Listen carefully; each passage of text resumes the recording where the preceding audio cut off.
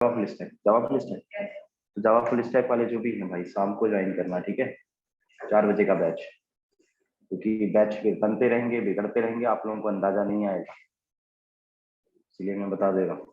इसका भी Java full stack है, तो शाम को ज्वाइन करना 4 बजे, ठीक। और जो भी एंगुलर वाला है वो भी ज्वाइन कर सकता है, ठीक है, 4 बजे वाला बैच, क्लियर। और बाकी तो हम पढ़ ही रहे, तो भी पढ़।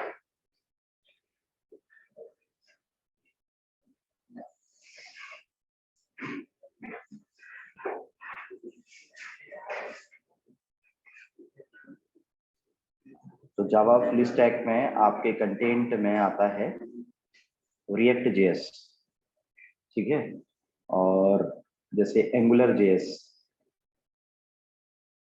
ये जो कॉन्सेप्ट है, इस कॉन्सेप्ट के लिए आपको जावा स्क्रिप्ट को थोड़ा अच्छे से समझना होता है। हालांकि ये एक मिथ है कि एंगुलर जेएस पढ़ने के लिए हमें जावा स्क्रिप्ट पढ़नी चाहिए पूरी पूरी, ठीक है, ऐसा कुछ नहीं। आप एंगुलर जेएस को टाइप स्क्रिप्ट के हिसाब से लिखते हैं, ना कि जावा स्क्रिप्ट के हिसाब से।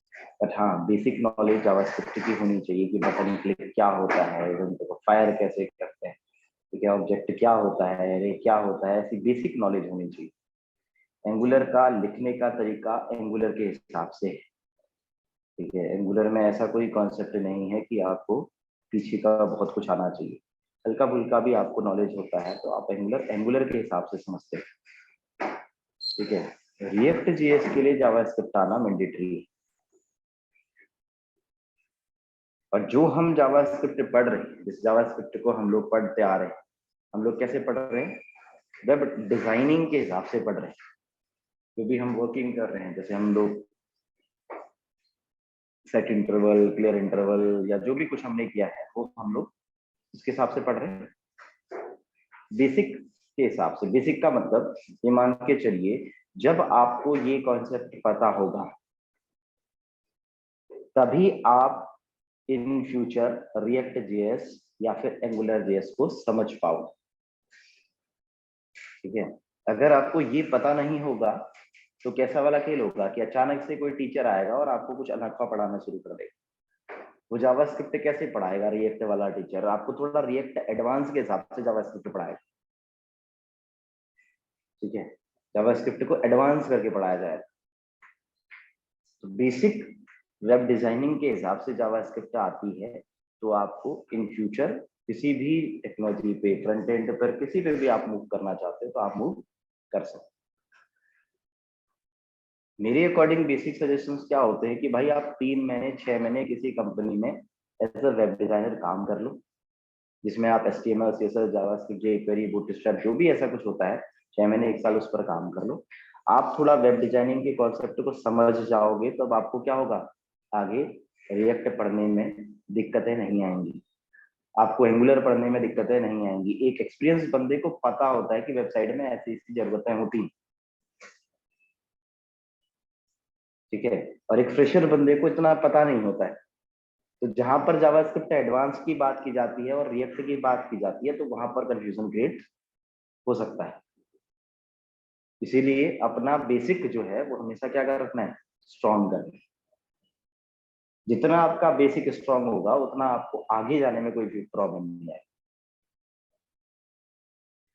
ठीक है। तो जो आप पढ़ रहे हैं तो ये मत मान के चलते कि यार हमने PHP ले रखा है या हमारे पास पाइथन है, हमें तो ये जावा स्क्रिप्ट और रिएक्ट ऐसा नहीं सिखाएंगे, कोई फर्क नहीं पड़ता है। आप किसी एक जगह पर हैं वहां पर स्पेसिफिक रहिए। इंडिया का एजुकेशन सिस्टम कहता है कि आप जावा भी सीखो, पाइथन भी सीखो, डॉटनेट भी सीखो, ऐसा नहीं होता है भाई। आपको स्पेशल होना है किसी एक चीज पर, आना आपको सब कुछ चाहिए। एक सिंपल सा एग्जांपल जो बार बार मैं आप लोगों को देता रहता हूँ कि भाई जिससे आपको हिट करे मत है, विराट कोहली को बॉलिंग करना, बैटिंग करना सब कुछ आता है, बट बेसिकली वो कहाँ फोकस रखता है, अपनी बैटिंग को। तो आप भी स्पेशलाइजेशन किसी एक चीज पर करिए, बाकी आप समझ रहे हैं, समझने की कोशिश, क्या दिक्कत है समझने में, ठीक है। हालांकि वेब डिजाइनिंग या जो ये कोर्स हैं इसको मैं बहुत ज्यादा इंटरेस्ट से नहीं पढ़ाना चाहता हूँ, ठीक है, क्योंकि मैं अपने आप को रखना चाहता हूँ कि मैं रिएक्ट पे जाऊँ, रिएक्ट नेटिव पे जाऊँ, एंड्रॉइड नोड पे जाऊँ, आगे Dino.js का कॉन्सेप्ट आ रहा है मार्केट के अंदर, उसकी तरफ जाऊँ, ब्लॉकचेन का कॉन्सेप्ट आ रहा है उसकी तरफ जाऊँ, ठीक है, क्योंकि ये ओल्ड हो रहा है। बट ये मेरे लिए ओल्ड हो रहा है, क्यों? क्योंकि मैं इसे बार बार करता आ गया ना बहुत टाइम से। जब आपके लिए क्या है, ये स्टार्टिंग है, आप इस पर ज्यादा फोकस करोगे तो आपको आगे वाली चीजें जल्दी समझ में आएंगी। मुझे ये आता होगा तभी मैं आगे पढ़ सकता हूँ, ठीक है, क्योंकि ऐसा नहीं होगा कि सेट इंटरवल हमारे पास गायब हो जाएगा, अगले कॉन्सेप्ट में रहेगा, ठीक है, ऐसा नहीं होगा कि हमारे पास set time out, clear interval, ये फंक्शन ही यूज नहीं होते होंगे, ऐसा नहीं होता है, ठीक है। तो बेसिक्स जितना स्ट्रांग होगा उससे आपको आगे पढ़ने वाली, आगे आने वाली चीजों में क्या होगा, आसानी होगी समझने में, क्लियर है, ठीक है। तो ये कंफ्यूजन कभी दिमाग में नहीं लेके आते हैं कि यार आगे तो ऐसा पढ़ना पड़ता है, मुझे तो ये नहीं आता है। कोई बात नहीं, नहीं आता है तो वो आ जाएगा, ठीक है। तो उस चीज पे फोकस नहीं करना है, क्योंकि आजकल मार्केट में कुछ ज्यादा ही जावास्क्रिप्ट को लेके कंफ्यूजन पैदा कर दिया गया है, ठीक है। तो उस पर कंफ्यूज नहीं होना है कि क्या जावास्क्रिप्ट किस तरीके से काम होता है, आपको जो आता है वो भी इनफ है। अब देखो, लेट्स से मैं एक फाइल क्रिएट कर रहा हूँ, इस फाइल का नाम मैं लिखता हूँ arr.html। एक HTML की फाइल क्रिएट करते हैं। इस HTML की फाइल के अंदर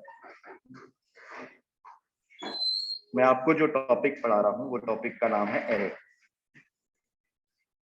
ठीक है। जो टॉपिक है वो क्या है, एरे। सिंपल सा काम, जब आप HTML लिख रहे हैं तो shift plus exclamative mark alt plus Z control plus S, इसके एरिया के अंदर यहाँ आपने क्या किया, लेट्स से आपने स्क्रिप्ट लिखी, स्क्रिप्ट को आप बॉडी में लिख सकते हैं, हेड में लिख सकते हैं, या फिर एक्सटर्नल कॉल कर सकते हैं, किसी दूसरी फाइल बनाए। हम सिर्फ एरे को समझने की कोशिश कर रहे हैं कि एरे क्या है, ठीक है। तो एरे का मतलब क्या, इसमें हम मल्टीपल वैल्यूज को क्या कर सकते हैं, स्टोर कर सकते हैं। हमने क्या कहा, जैसे फॉर एग्जांपल दो नंबरों का सम करना है तो हम क्या करते हैं भाई, a is equal to 2, b is equal to 2, फिर सम इज इक्वल टू क्या करते हैं, a प्लस बी। अब 10 नंबर अगर हमारे पास होते तो 10 नंबरों को तो हम 10 वेरिएबल नहीं बनाते ना, क्योंकि वेरिएबल कहीं ना कहीं मेमोरी में स्पेस लेता है। तो हमने इससे अच्छा क्या किया, 10 नंबर बनाने से अच्छा हमने एक कॉन्सेप्ट बना दिया गया होगा। इस कॉन्सेप्ट का नाम क्या बोला जाता है, एरे, कि भाई एक एरे बना। एरे क्या, ए इज इक्वल टू, इसके अंदर आपने क्या लिखा, 1, 2, 3, 4, 5, 6, इस तरीके से नंबर ऑफ एलिमेंट्स आपने डाल दिए। इस एरे के अंदर कुछ भी हो सकता है, जैसे कि क्या, एक नंबर, एक स्ट्रिंग, एक हमारे पास बुलियन वैल्यू, फिर हमारे पास कोई नंबर वैल्यू, कुछ भी हो सकता है। Array is a container which contains anything, ठीक है, इसमें कुछ भी हो सकता है। हमारे पास हमने एक एरे को स्टोर कर रखा है, इस एरे में से जब डेटा स्टोर होता है मेमोरी के अंदर तो इंडेक्सिंग के फॉर्म में होता है। हर प्रोग्रामिंग लैंग्वेज में ऐसा ही होता है, वो चाहे आएगी या जाएगी, जो भी डेटा है वो इंडेक्सिंग के फॉर्म में स्टोर होता है। पहला डेटा जो नंबर 1 पर है वो 0 पर है, अमित नंबर 1 पर है, ट्रू नंबर 2 पर है, ठीक है, इसी तरीके से 5.93 पर।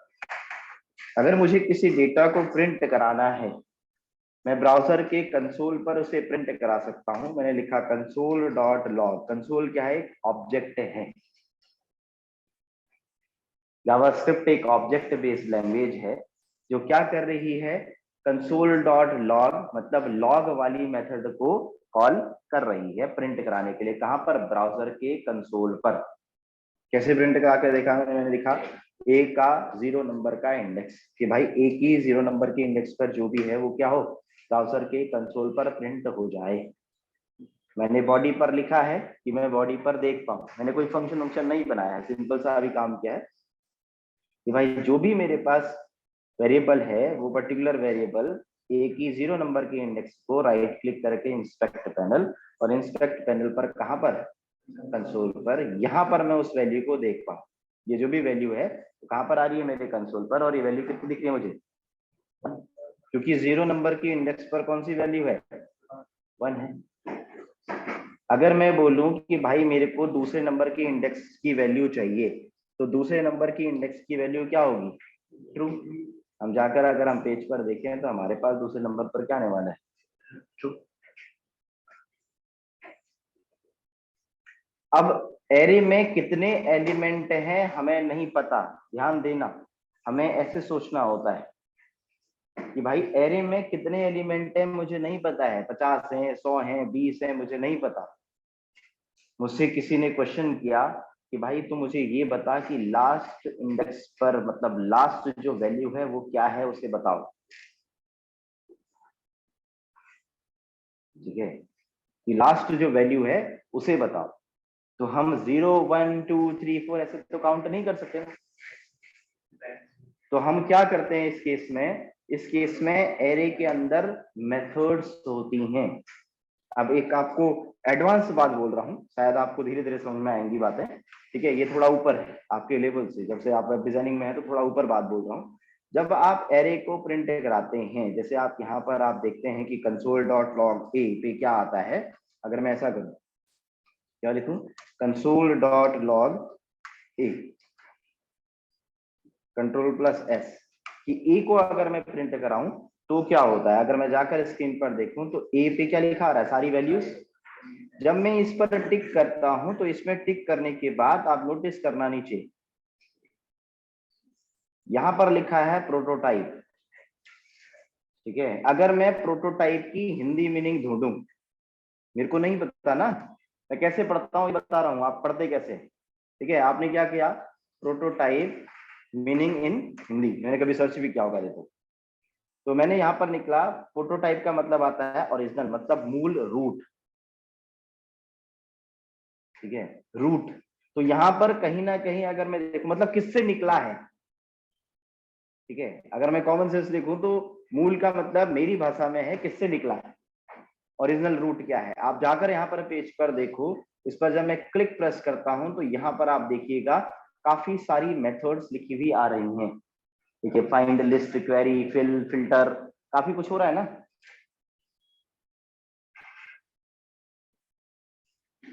है, तो मतलब जब ये एरे बना है उसके साथ में कुछ मेथड्स को क्या कर दिया गया है? ऐड कर दिया गया है। हम जब सिनेरियो पर बात कर रहे हैं, हमने क्या कहा था कि भाई हम ES6 पढ़ रहे हैं, जैसे बोला था क्या, टेम्पलेट, लिटरल, देखो एरो फंक्शन, आज ऐसे फंक्शंस को बनाते हैं बोल रहे थे। आज की डेट में जब मैं यहाँ पर जाऊं, मैं यहाँ पर लिखूं कि भाई ES6 जावास्क्रिप्ट, ऐसा कुछ लिखा था ना हमने ES6 जावास्क्रिप्ट लिखा, और जब जाके मैंने यहाँ पर क्लिक किया तो क्लिक करने के बाद मुझे इस जगह पर काफी कुछ दिखाई दिया। Array keys, array find, find index, array form, array keys, इस तरीके से दिख रहा है।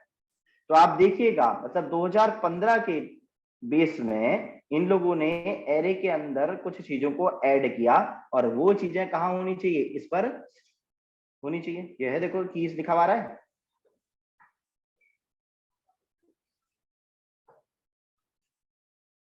और जिसने जावास्क्रिप्ट को बनाया होगा उन्होंने किया है, किसी टीचर ने नहीं किया कि भाई ये कीज नाम की मैसेज से ऐड कर दी, फाइंड नाम की, फिल नाम की, ये कहां पर? प्रोटोटाइप पर ऐड कर दिया गया।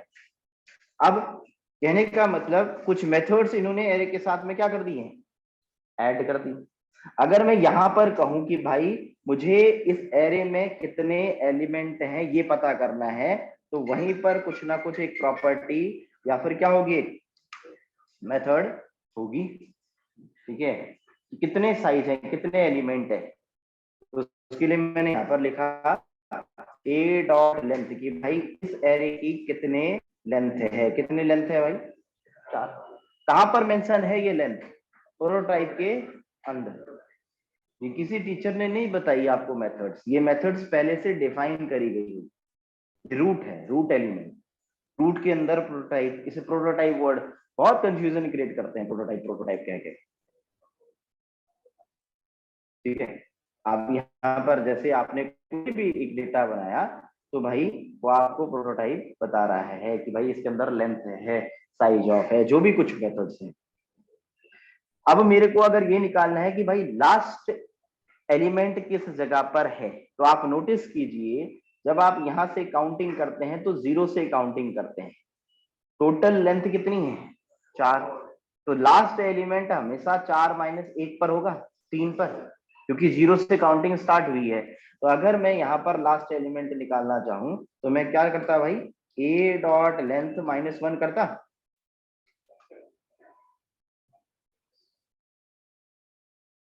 क्लियर? और कंट्रोल प्लस एस करके अगर मैं इसके लास्ट एलिमेंट को निकालना चाहूं तो मुझे कौन सा एलिमेंट मिलेगा 5.9। अब लास्ट एलिमेंट कुछ भी हो भाई, अगर मैं इसके अंदर कोई भी डेटा को बढ़ा दूं, अगर मैं यहाँ लिखूं कॉमा करके, हर प्रोग्रामिंग लैंग्वेज के हिसाब से समझना है, ठीक है। मैं आपको ऐसा पढ़ा रहा हूँ कि आप सी भी समझ जाओ, जावा आप समझ जाओ, डॉटनेट समझ जाओ, हर प्रोग्रामिंग लैंग्वेज के आरए को समझ जाओ कि आरए है क्या, ठीक है, कि ये एरे है क्या, इस एरे को समझ जाओ बस।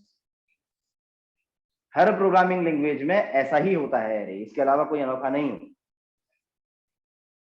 हमने यहाँ पर कॉमा किया और कॉमा करके इसके अंदर लेट से मैंने अनिल लिख दिया या कुछ भी लिख दिया। अब लास्ट डेटा क्या है, अनिल है। खुद से ए डॉट लेंथ साइज को नोटेगी कि भाई नोटेड दिस पर्टिकुलर साइज। अब हमारे पास ए डॉट लेंथ -1 करोगे तो आपको हमेशा क्या मिलेगा, लास्ट एलिमेंट मिलेगा। क्लियर? हमारे पास अगर आप बोलते हैं कि भाई सर ये मैंने डेटा बना रखा है, इस डेटा पर मुझे कोई डेटा पीछे से ऐड करना है, ठीक है, मैं चाहता हूं कि सर आपने ये 1 अमित ट्रू 5.9 अनिल ऐसा लिखा है, मैं चाहता हूं कि इसके पीछे मुझे कोई डेटा ऐड करना है, ठीक, मुझे इसके आगे कोई डेटा ऐड करना है, ऐसा कुछ करना है। तो आपके पास क्या होंगी, बनी हुई कुछ ना कुछ मेथड्स होंगी प्रोटोटाइप के अंदर। आपको पीछे डेटा ऐड करना है तो भाई पीछे डेटा ऐड करने के लिए क्या मेथड होती है,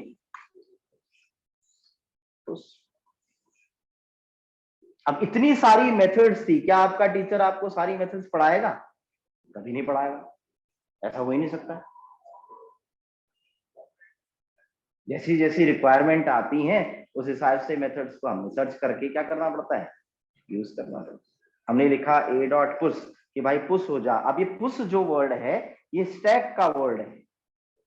जब आप कभी लिंक लिस्ट की बात करते हैं, सी के बाद पढ़ाई जाती है डेटा स्ट्रक्चर लिंक लिस्ट, वहां पर पढ़ाया जाता है स्टैक पुश। और जिस बच्चे को नहीं आता है कोई प्रॉब्लम नहीं है भाई, इसके अंदर जाके स्टोरी थोड़ी सुननी है, ठीक है। उसका मतलब पीछे से ऐड करना बस। हमने यहाँ पर कोई भी डेटा लिखा, जैसे मैंने एक डेटा डाल दिया, मैंने लिख लिया राज, कुछ भी लिख सकते हैं आप, और जाकर अगर मैं किसको प्रिंट कराने की कोशिश करूं, ए को, कहां पर, कंसोल में। आप नोटिस कीजिए मैं कंसोल, अच्छा एक कंसोल डॉट लॉग होता है, एक कंसोल डॉट वॉर्न भी होता है। ये सब ऊपर की बातें बोल रहा हूं मैं आपको, थोड़ा आपको आपके लेवल से ऊपर भी बता दे रहा हूं, ठीक है। ये कंसोल डॉट वॉर्न होता है। अगर आपने वॉर्न लिखा और ए लिख दिया बस, लॉग की जगह पर क्या लिखा है, वॉर्न लिखा है। कंट्रोल प्लस एस जाकर पेज पर देखते हैं कि हमारे पास क्या लिखा हुआ आता है, 1 अमित ट्रू 5.9 अनिल, और पीछे क्या ऐड हो जा रहा है, पुश नाम की एक मेथड है जिससे पीछे से डेटा क्या हो सकता है। वॉर्न जब लिखा है तो आप देखिए वार्निंग का सिंबल आ रहा है बस। अब मान लो ये कैसे हेल्प कर सकता है, जैसे मान लो आपने कोई काम प्रोजेक्ट पे काम किया है, आपने जावास्क्रिप्ट लिख रखी है, आपसे कोई कोड नहीं हो रहा है, आप मेरे पास आए, आपने मुझसे कहा सर एक बार चेक कर दो कि हमने कहाँ पे प्रॉब्लम कर रखी है, तो मैं आपके लॉग को वॉर्न लिखकर चेक कर सकता हूँ कि यार वॉर्न क्या है, इसका मतलब मैंने किया है। समझ रहे कि मैं अपने आप को एक अलग तरीके से दिखा रहा हूँ कि अच्छा मैंने यहाँ पर ये कोड लिखा है, अच्छा यहाँ तक तो ठीक आ रहा है, कंसोल डॉट वॉर्न, अच्छा मतलब ये सिंबल यहाँ तक ठीक है, यहाँ पे इसके आगे बढ़ो, तो इस तरीके से समझना है। हालांकि कंसोल डॉट लॉग और कंसोल डॉट वॉर्न कोई डिफरेंस नहीं है, बस एक वार्निंग का सिंबल ऐड आ जाता है। ठीक है, अब मान लो मैंने आपसे कहा मेरी मेरी कहीं कॉपी में गलती निकाल दो, तो टीचर के हाथ में क्या होती है, रेड पेन होती है ना, तो वो रेड पेन से क्या कर देता है, उसे गोल कर देता है कि भाई अब उससे आइडेंटिफाई होगा कि मैंने किया है। प्रिंसिपल के पास जाओगे तो ग्रीन पेन यूज करता है, ठीक है, तो वो ग्रीन पेन से आइडेंटिफाई करता है कि भाई ये हायर ऑथोरिटी है। ऐसा कुछ है कि वॉरन लिख दिया, आप लॉग लिखें वॉरन लिखें, नो डिफरेंस। आपने पेज पर जाकर देखा कि भाई जब मैं मेथड्स यूज कर रहा हूं, पुश तो पुश होता है, पीछे से पुश होता है। अगर मुझे डेटा को पीछे से डिलीट करना है तो आप क्या यूज करते हैं, पॉप यूज करते हैं। आपको पीछे से डेटा डिलीट करना है तो आपने मेथड यूज करिए पॉप। आप जाकर पेज पर देखोगे तो क्या होगा, पीछे से डेटा डिलीट हुआ। आपको डेटा ऐड करना है आगे से, तो आपके पास मेथड्स होती होंगी, उतनी सारी मेथड्स थी, उनमें से एक आध बता दे रहे हैं भाई, ये देखो। ठीक है, आपने क्या किया, लेट्स से आपने एक मेथड यूज करी शिफ्ट, कि भाई ये शिफ्ट क्या करती है। जाकर पेज पर देखा कि भाई जो ये शिफ्ट मेथड है, शिफ्ट मेथड से क्या हो रहा है, देखो डेटा कहां से गायब हुआ, आगे से। आगे वन था ना, अगर मुझे इस पे डेटा आगे से ऐड करना है तो हमारे पास मेथड होगी क्या, अनशिफ्ट।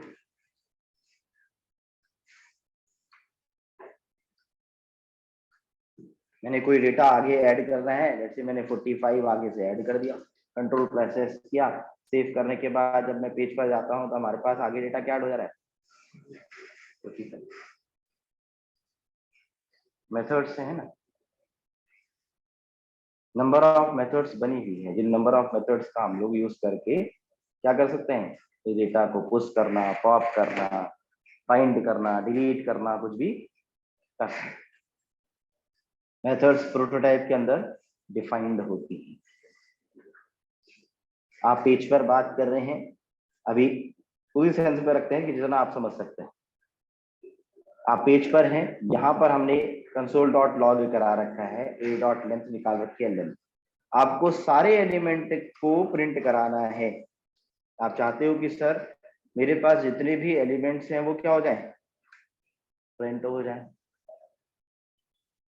एक एक करके इंडेक्सिंग तो नहीं लिखोगे ना, 0 1 2 3 4 ऐसे तो नहीं लिखोगे।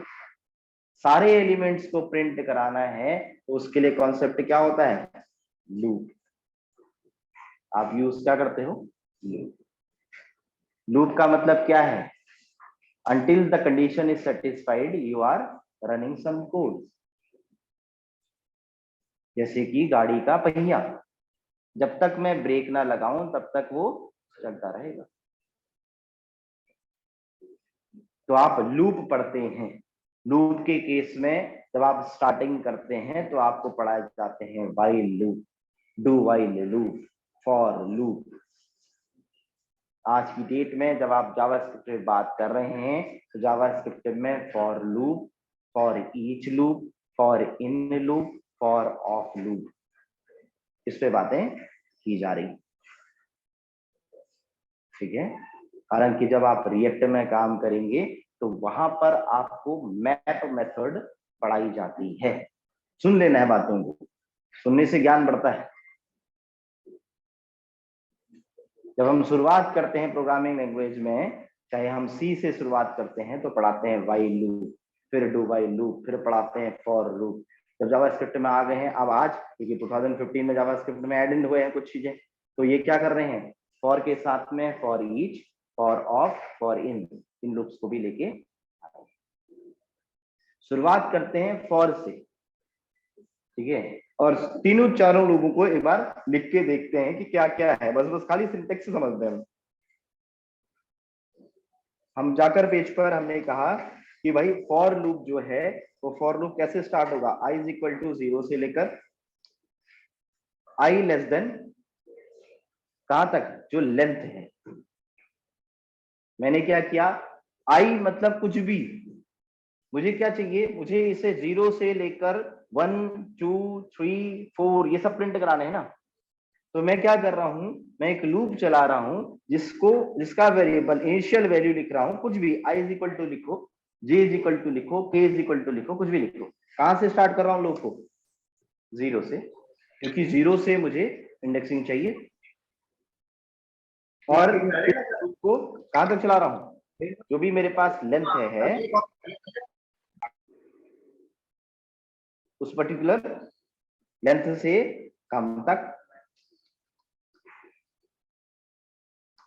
जो भी मेरे पास लेंथ आएगी, लेंथ कितनी आएगी इस एलिमेंट की, इस एरे की, कितने एलिमेंट है इसमें, 4 है 5 है, 5 आएगी। बट ये कंडीशंस के हिसाब से कितने तक चलेगा, 4 तक। और हमने यहाँ पर इंक्रीमेंट या फिर डिक्रीमेंट करना है, किसके बेस पर इंक्रीमेंट या डिक्रीमेंट, कंडीशन के बेस। कंडीशन लेस देन पे चल रही है तो प्लस प्लस कर रहा हूं। अगर इसी लूप को मैंने उल्टा चलाया होता, क्या लिखा होता भाई, यहाँ पर लिखा होता a डॉट लेंथ, और यहाँ पर ग्रेटर देन 0 किया होता, तो कंडीशन पे i की वैल्यू पे क्या होता, माइनस माइनस होता। कंडीशन उल्टी चली है ना, कहां से, 5 से पीछे की तरफ, 4 से पीछे की तरफ। जब पीछे की तरफ आपने चला रखी है तो कंडीशन के हिसाब से क्या होगा, ये उल्टा होगा, रिवर्स केस पे चलेगा। ठीक है, माइनस माइनस मेरे को कंडीशन चलानी पड़ेगी। तो आप कैसे चलेंगे, किस तरीके से हम लोग पढ़ रहे हैं इसको समझना। ये मैंने अभी कंडीशंस को सिंपल कुछ इस तरीके से रखा, कंट्रोल प्लस एस, और यहाँ पर मैंने लॉग करा दिया, किसको लॉग, जो भी मेरे पास आई पर है। अभी आई पर क्या है वो प्रिंट करा। तो अगर हम आई को प्रिंट कराने की कोशिश करें, स्क्रीन पर जाकर देखें, तो मेरे को क्या प्रिंट हो रहा है, 0 1 2 3 4। ठीक है, अब एक बच्चा मुझसे कहने लगा, सर मैं ऐसे नहीं लिखता हूं, मैं तो क्या करता हूं, यहाँ पर -1 करता हूं। तो भाई जब तू -1 करता है ना, तो कंडीशन को क्या करता होगा, लेस देन इक्वल टू। क्योंकि अब इस केस में देखिए ये लूप कैसे चला, 0 पर चला, 1 पर चला, 2 पर चला, 3 पर चला, 4 पर चला, क्योंकि वो लेस देन इक्वल टू। अगर लेस देन रहने देते तो ये लूप कब तक चलता, -1, मतलब कहा 5 लेंथ आती तो -1, 4 से भी कम तक, ऐसा ही तो है। तो 4 से भी कम तक मतलब 0 से लेकर कहां तक, 3 तक। तो जब आप -1 करते हो मेरे दोस्त, तो आप यहाँ पर ध्यान भी तो दोगे ना कि लूप चल कैसे रहा है। लूप बेसिकली चलता कैसे है, अगर हमें नहीं पता चलता है तो मैं आपको बताता हूँ। ये इनिशियल वैल्यू है, उसके बाद कंडीशन चेक होती है। जब कंडीशन सेटिस्फाई होती है तो लूप कहां पर आ जाता है, बॉडी पर। बॉडी पे कुछ भी लिखा हो, अभी कंसोल डॉट लॉग ही थोड़ी लिखा होगा, बहुत कुछ लिख सकते हैं ना आप इसके अंदर। उसके बाद ये लूप इस करली ब्रैकेट से इंक्रीमेंट या डिक्रीमेंट वाले पार्ट पर जाता है। आई की वैल्यू 0 थी, कंडीशन सेटिस्फाई हुई तो 0 प्रिंट हुआ। फिर करली ब्रैकेट की वजह से कहां पर पहुंचा, इंक्रीमेंट पर। इंक्रीमेंट पर पहुंचने के बाद फिर कंडीशन चेक होती है। इनिशियलाइज सिर्फ एक बार होता है, कंडीशन चेक होने के बाद ये फिर से कहां आ जाता है, नीचे, अगर सेटिस्फाई होती। फिर से लूप इस करली ब्रैकेट से कहां पर जाता है, प्लस, फिर कंडीशन को सेटिस्फाई करता है, फिर नीचे आता है। ऐसा दिमाग में कॉपी में पढ़ा जाता है, जब हमें सी पढ़ाया जाता है उस समय से। अब कोई जावा पढ़ाने वाला टीचर हो सकता है आपको सिखा दे, जावा स्क्रिप्ट वाला टीचर हो सकता है आपको सिखा दे, नहीं पढ़ाएगा भाई, क्योंकि टाइम वेस्ट कर जाएगा वो इसे छोटी छोटी चीजों। ठीक है, बट आपको समझना है कि ये लूप चल कैसे रहा है, कि भाई 0 लेस देन इक्वल टू इतना, सेटिस्फाई नीचे, फिर ऊपर, फिर कंडीशन प्लस, फिर यहाँ पर, फिर नीचे, फिर कंडीशन, फिर प्लस, फिर इस तरह। शुरुआत में जब चल रहा है तो क्या कर रहा है, इन दो जगहों पर चलता है और कहा जाता है, नीचे आ जाता है। कंडीशन प्लस प्लस पे भी नहीं जाता है, इंक्रीमेंट नहीं। अब मेरे को अगर कहा जाए कि इसके अंदर की सारी वैल्यूज को प्रिंट करो, तो मैं सारी वैल्यूज को कैसे प्रिंट कर देता? ए ऑफ आई, कि आई पर इंडेक्सिंग आती, 0 A0 A1 A2 A3 सारी वैल्यूज आ जाती। ये क्या है? फॉर लूप है, बेसिक जो फॉर लूप हम पढ़ते हुए आ रहे हैं। किसी भी प्रोग्रामिंग लैंग्वेज में इस फॉर लूप का यूज आपने देखा।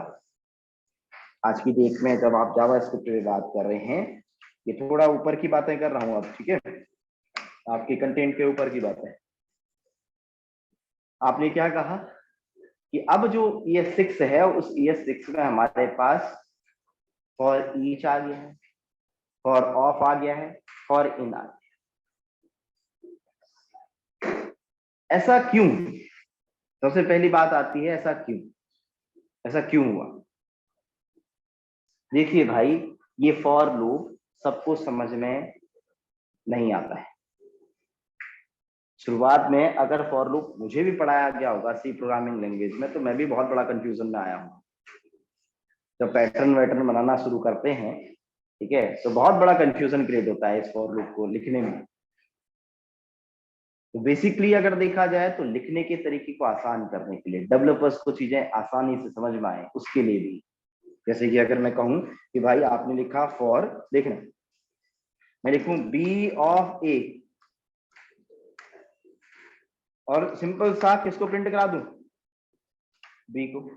और जाकर पेज पर देखूं कि भाई जो ये पेज है, इस पेज पर आपको आउटपुट देखो। दिमाग लगाना है मुझे, लेंथ क्या, कंडीशन क्या, इस पर कुछ दिमाग है? कुछ नहीं, मेरे को सेंस ही नहीं लगाना भाई, वो 0 इंडेक्सिंग -1 +1 क्या चल रहा है वो। तो बेसिकली डेवलपर्स के लिए आसान करने के लिए जो आगे आने वाली चीजें होती हैं वो आसान होती हैं।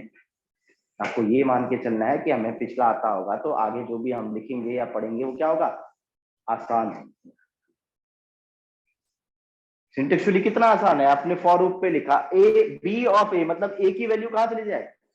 बी पे चली जाए, जो भी वैल्यूज ऊपर से हैं बी पे जा रही है और प्रिंट हो जा रही है, बात खत्म। कोई कंडीशन का मतलब नहीं, कोई इंक्रीमेंट नहीं, कोई डिक्रीमेंट।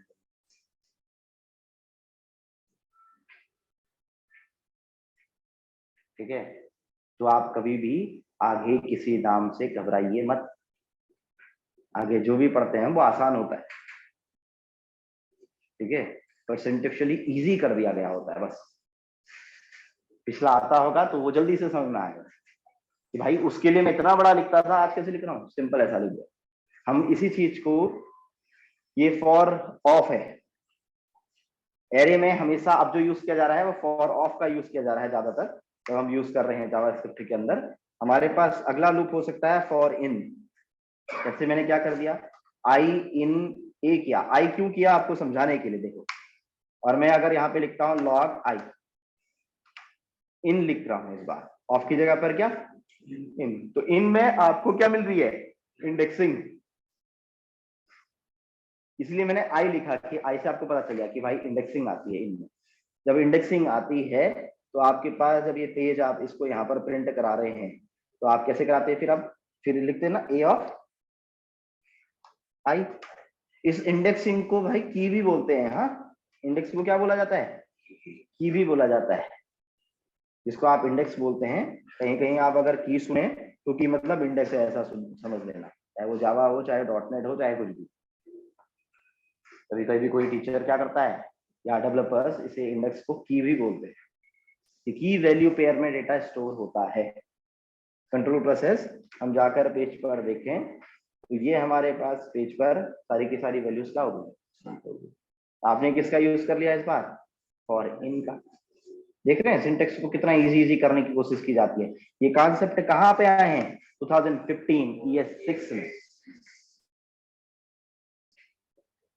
हमारे पास इसी लूप को, अब मर्जी है भैया, किसी बच्चे ने फॉर से लिखा, किसी ने फॉर ऑफ से लिखा, किसी ने फॉर इन से लिखा, मर्जी है ना आपकी। आपने अगला पेज पर आए, अगर मैं इसी पर सिनारियो पे बात करता हूं, तो एक लूप और है जो लूप है फॉर ईच। मैं इसे एंटर प्रेस कर देता हूं, आप देखना ये एरे लिखा है ना, एरे की जगह पर मैं क्या लिख देता हूँ, ए, जो भी मेरे पास एरे का नाम है, स्मॉल में है तो small, A dot for each, और ये अंदर बना हुआ है एक एरो फंक्शन। जिस बंदे ने कंटिन्यूसली पढ़ा है उसको मैं बताता हूँ, आपने एरो फंक्शंस को कुछ ऐसे ही लिखा था, लिखा था ऐसा। तो ये अंदर क्या बन के आ रहा है, इस तरीके का ये सिंटेक्स लिखा हुआ आ रहा है। इस जगह पे आप एलिमेंट पास करते थे, शायद मैंने आपको पढ़ाया होगा 5,6 नंबर को ऐड करना।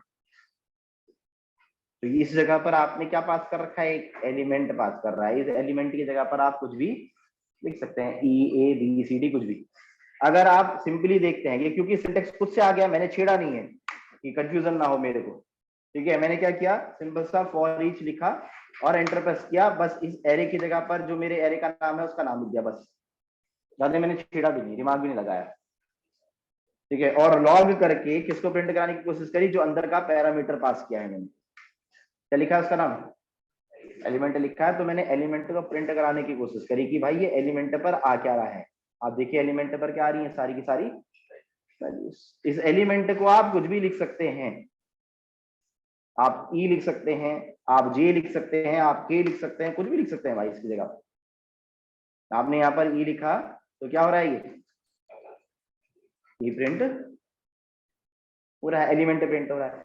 तो भाई आप for loop, for each loop, for in loop, for of loop कोई भी यूज कर सकते हो ना आज की डेट में, इतने सारे लूप हैं अब, ठीक है। मैं आपके कंटेंट के बियॉन्ड बात कर रहा हूँ, ध्यान रखना, आपके कंटेंट तो मैं ऐसा मेंशन नहीं, ठीक है, क्योंकि अब मैंने वैसी टीचिंग छोड़ दी है किताब वाली।